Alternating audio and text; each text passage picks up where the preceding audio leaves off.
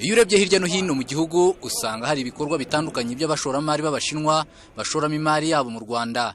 Ibikorwa byiganjemo ubucuruzi nk'amaguriro manini, kubaka ibikorwa remezo nk'imihanda n'ibiraro, amahoteli n'ibindi.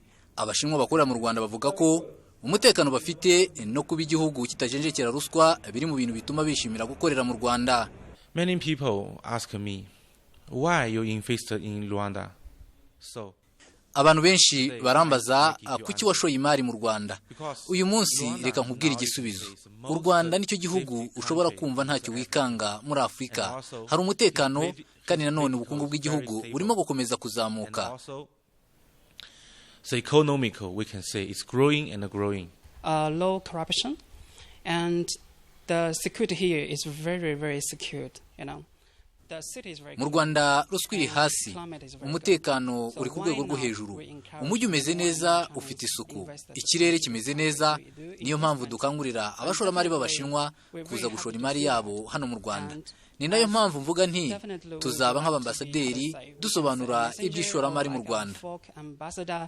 To introducing about the environment for investment in this country. Rwanda is a very good country.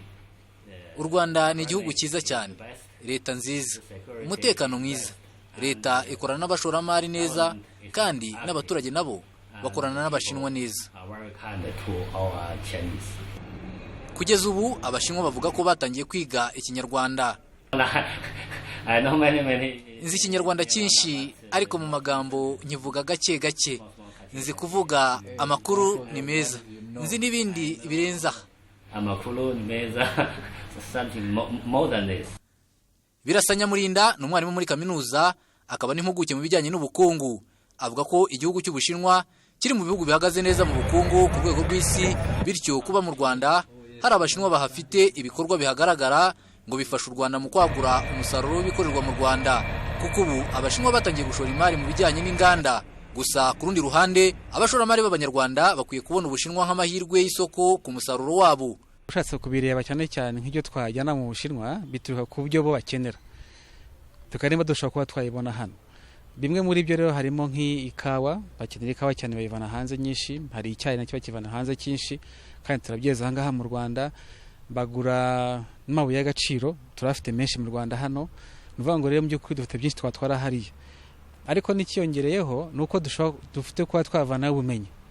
Abantu bacu bakagiyeyo bakihugurirayo, bakiga, ari abacuruzi bakamenya n'abacuruzi bahariya.